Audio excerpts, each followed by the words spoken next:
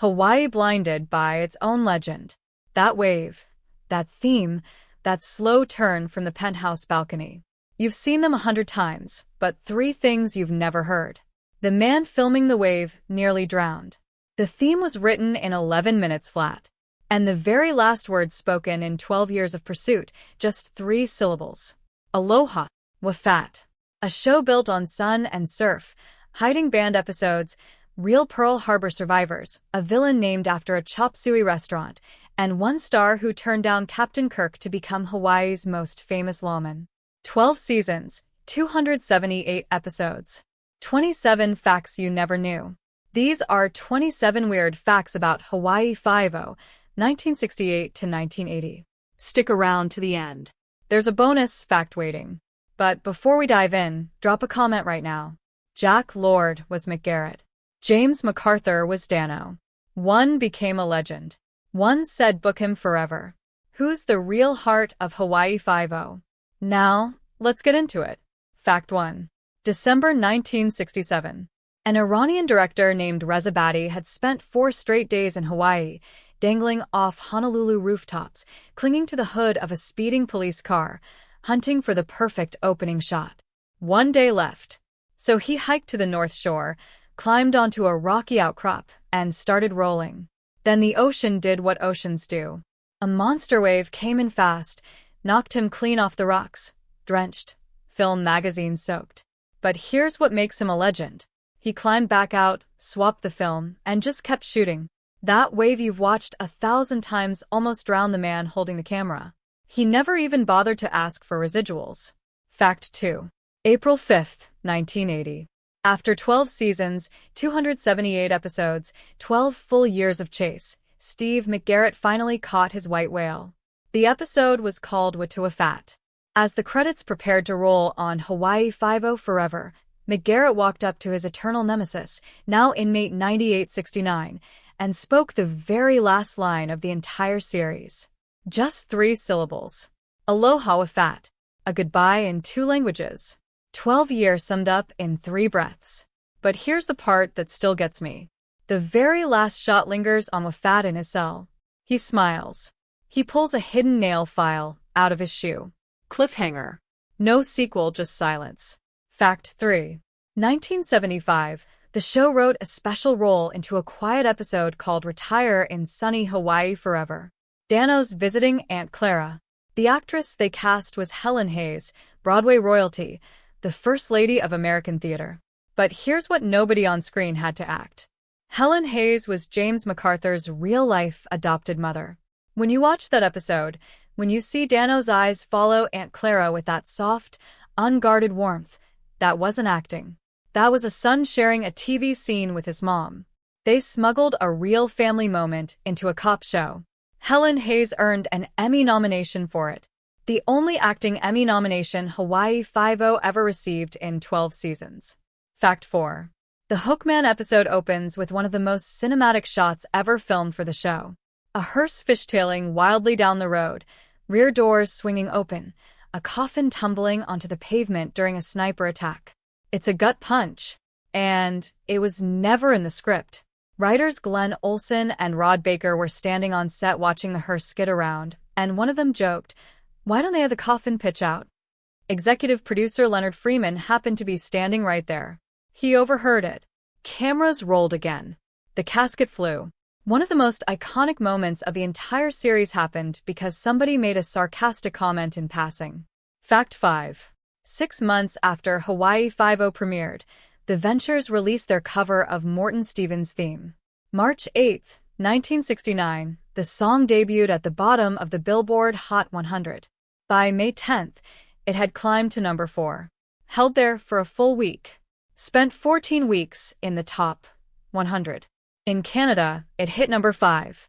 The full album went gold by July 1971. Most TV themes get forgotten within a season. This one became a hit single. And here's the kicker. It was the very last record with the word Hawaii in its title to ever crack the Hot 100. Fact 6. 11 minutes. That's how long it took Morton Stevens to write the most recognizable drum roll in television history.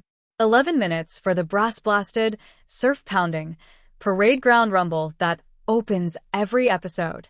Stevens served as CBS's West Coast music director and started his career as Sammy Davis Jr.'s personal arranger. He later said it was the favorite piece he ever wrote. 11 minutes of work produced 2 Prime-Time Emmys, a gold record for the Ventures, the unofficial fight song of the University of Hawaii, and a melody people are still humming 6 decades later. He died in 1991, still receiving fan mail about it. 11 minutes. That's all it took to write something that would outlive him. Fact 7. That fast zoom into the penthouse balcony where McGarrett spins around. That's the real Ili Kai Hotel in Waikiki. But here's the secret hiding in plain sight for 12 seasons. The man who developed the Ili Kai was named Chinho. Leonard Freeman quietly paid tribute to him by burying his name into the show's most loyal detective, Chinho Kelly. For 12 years, McGarrett's office sat hundreds of feet above the namesake of the man standing right next to him at every crime scene. A real Hawaiian developer's name, carried by a fictional Hawaiian cop, watched by 400 million viewers, and almost nobody ever knew the connection. Fact 8. That grass-skirted hula dancer in the opening credits, the one whose hips swivel for less than a single second, was a Hawaiian local named Helen Kohatoko. She filmed it for the original pilot, then vanished from Hollywood entirely. Decades later, that same hula dancer had become a respected professor of business technology at Windward Community College on Oahu. Generations of students sat in her classroom learning spreadsheets and accounting from a woman whose hips had opened the most famous credit sequence in television history. Imagine being one of her students, hearing her name, watching reruns that night, and realizing, wait, that's my professor. Fact 9. Season 2, Episode 16. Title: Bored. She Hung Herself. Aired exactly once, January 7th, 1970. Then nothing. CBS pulled it forever. Never rebroadcast. Not in syndication, not on any DVD set, not on any streaming platform. The Season 2 box even includes a printed disclaimer explaining its absence. According to the show creator's widow at a 1996 fan convention, a viewer attempted to copy a hanging depicted in the episode and died. No police record has ever confirmed that story, but the ban itself is undeniable. And here's the haunting part. That single airing was the first time Hawaii Five-0 ever cracked the Nielsen Top 10. The most watched episode in the show's history. The one nobody is ever allowed to see again. Fact 10. Cam Fong-chun, the man who played Chinho Kelly, wasn't acting when it came to grief. As a young boilermaker at Pearl Harbor, he was at work on December 7, 1941, when Japanese planes thundered overhead. He stood beside the capsized USS Oglala and watched the Arizona burn across the bay. Then in June 1944, 2 American B-25 bombers collided in midair over his neighborhood. The burning wreckage fell on his home. It killed his wife, Esther. It killed their 2 small children, 4-year-old Marilyn and 2-year-old Donald. Devastated, he eventually joined the Honolulu Police Department, served 16 years, until decades later his real estate partner secretly signed him up for a TV audition. He never saw it coming. Fact 11. The Hookman episode starred a man who actually had hooks for hands. J.J. Arms lost both at age 11 when a friend stole railway dynamite torpedoes that detonated in his palms. He turned his life around, became one of the most colorful private investigators in Texas. In 1972, Marlon Brando hired him to find his kidnapped son Christian. The Ideal Toy Company released a J.J. Arms action figure with detachable hooks. His guest spot earned composer Morton Stevens his 2nd Emmy. And in his autobiography, Arms called his 5-0 appearance, and I love this, his only caper on the wrong side of the law. Fact 12. Jack and Marie Lord lived modestly in a small Kahala condominium. They walked the same shopping mall every weekend, but quietly invested every dollar of his 5-0 salary into stocks, bonds, and Hawaiian real estate. In 1988, they started a small charitable fund with a $50,000 seed gift. By the time Jack died in 1998, it had grown to $750,000. When Marie died in 2005 at age 100, the entire estate, over $40 million, flowed into the fund. Today, it still generates $1.6 to $2 million every single year for Hawaiian hospices, guide dogs, the Bishop Museum, the Humane Society, and 9 more organizations. They had no children. They gave the islands everything. Fact 13. Before Hawaii 50, there was no street slang for police using the number 50. None. According to linguists tracking the etymology, the first known printed appearance of 50 as a term for cops shows up in a New York Times article on August 29, 1983, 3 years after the show ended. By the late 80s and 90s, the word had buried itself into hip-hop, into every neighborhood in America.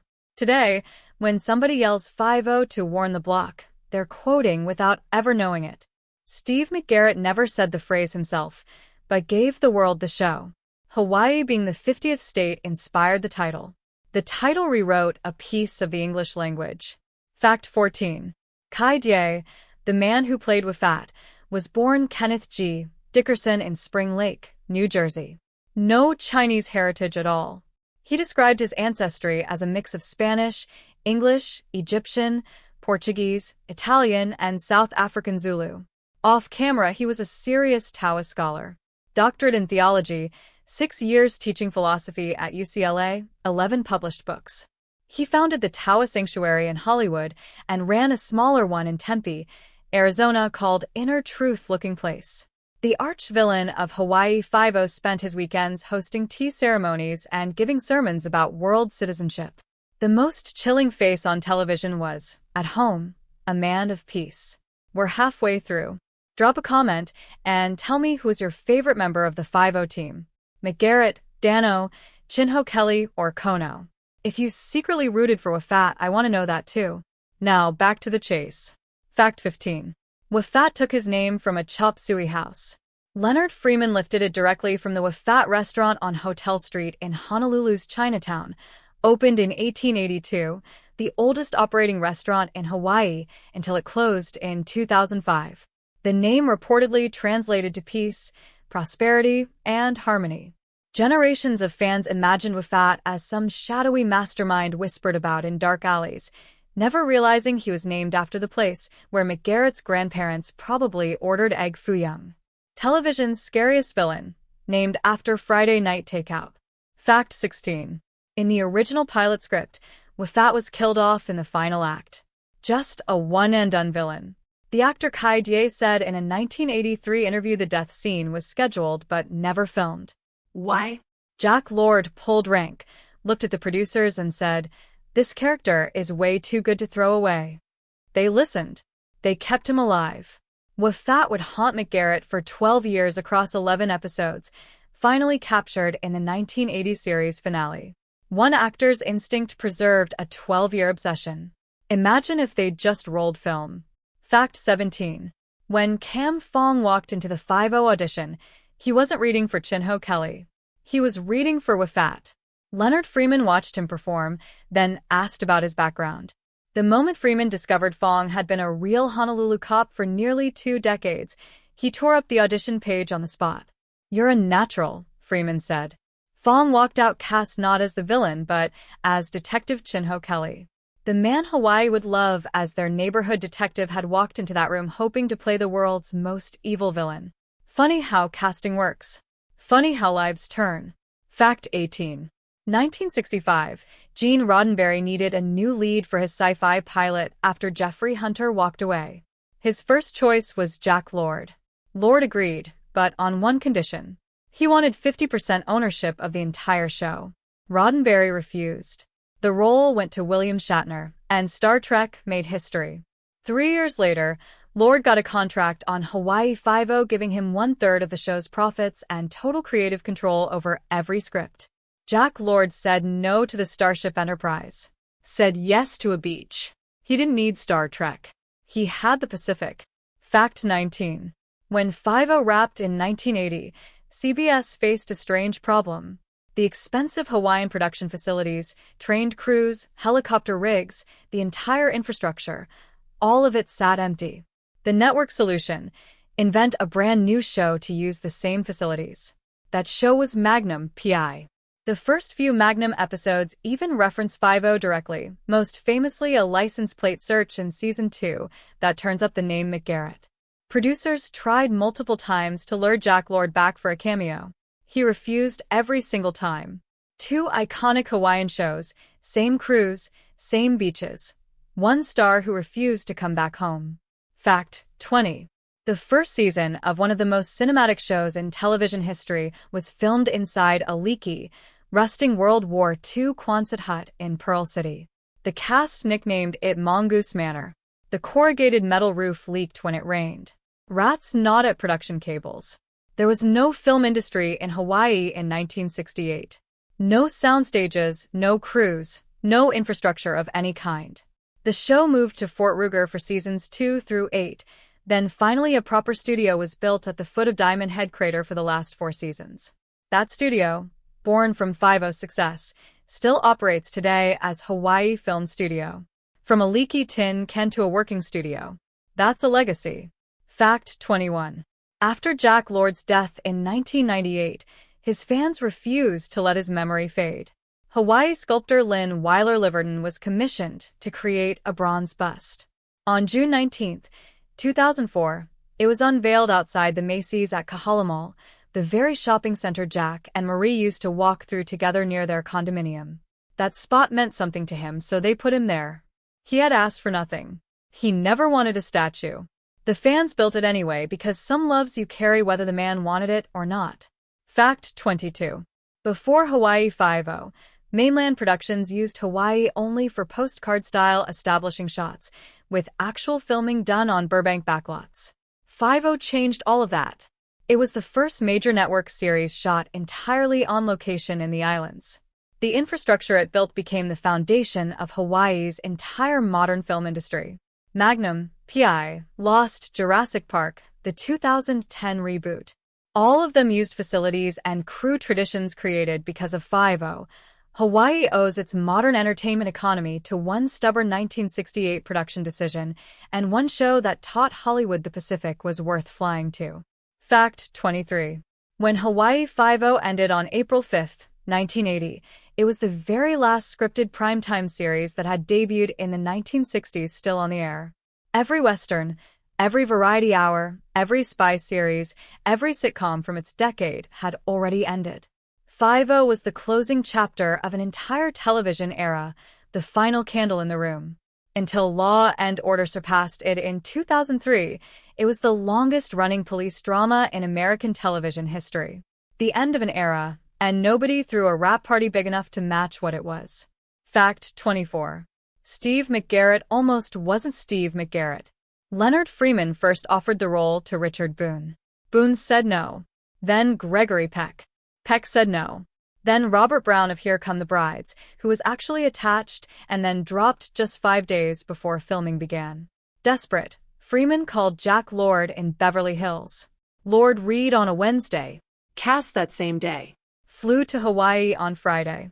Standing in front of cameras the following Monday. Television's most iconic Hawaiian lawman was a last-minute hire. Sometimes the perfect face for a role is the one nobody saw coming. Fact 25. 3 cars served as McGarrett's throughout the series. A 1967, Mercury Park Lane in the pilot, a 1968, Park Lane through 1973, and a 1974 Mercury Marquis for the remainder. After 5 ended, that final marquee became the personal property of stuntman John Nordlum. He kept it, never sold it, drove it around Honolulu like a quiet relic. When CBS rebooted Hawaii 5 in 2010, Nordlum loaned the original car back to the show, where it appeared as the inherited car of the new McGarrett's late father. Same car, same license plate, F63958. 42 years between appearances.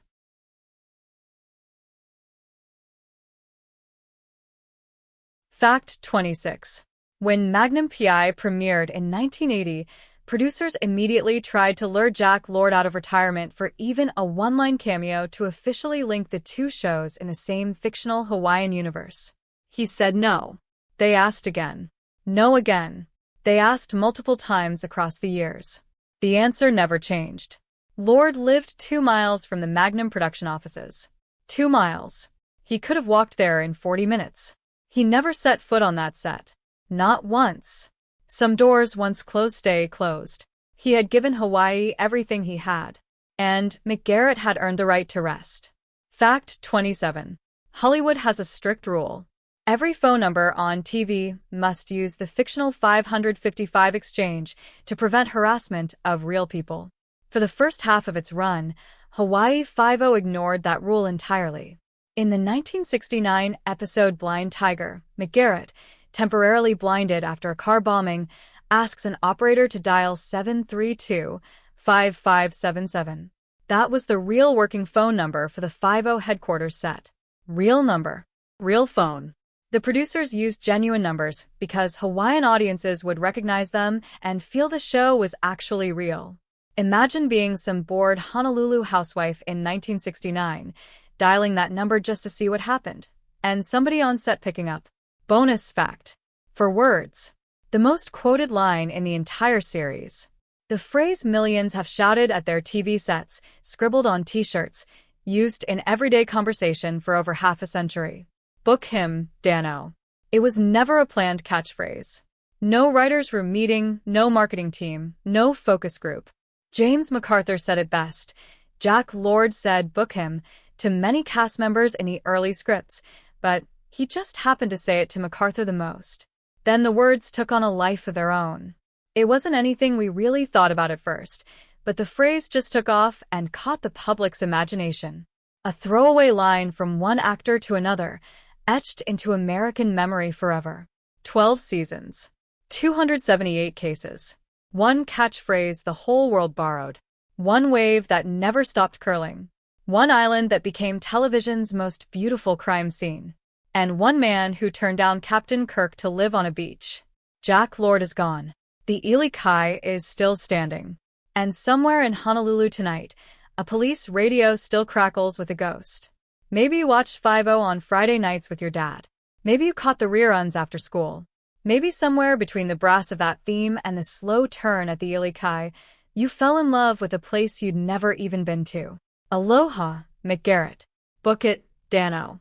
Oh, and one more thing. Remember the director Reza Badi, the man knocked into the Pacific filming the most iconic shot in television history? 2 years later, he created another piece of TV iconography. According to Mary Tyler Moore herself, it was Badi who came up with the idea of having her throw her shanter hat into the air at the end of the Mary Tyler Moore Show opening credits. That spinning, joyful, freeze-framed moment that defined 70s television. The same hands that almost drowned in Hawaii gave television its most joyful freeze frame. You're welcome.